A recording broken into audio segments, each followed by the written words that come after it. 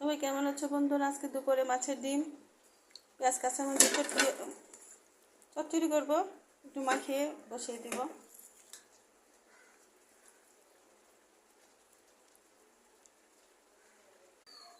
বন্ধুরা, মাছের ডিম এভাবে রান্না করে খেলে কিন্তু মজাই লাগে। এখন আমি দিয়ে দিছি তেলে।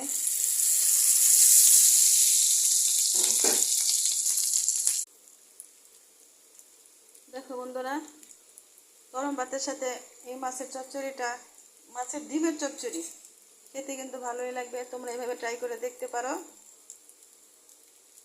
সবাই আমাদের চ্যানেলটি সাবস্ক্রাইব করে দিবেন, আমাদের পাশে থাকবেন। মানে একটা ভিডিও বানাতে অনেক কষ্ট লাগে, আপনারা সাপোর্ট দিলে কষ্টটা অনেকটা দূর হয়ে যায়। আসসালামু আলাইকুম।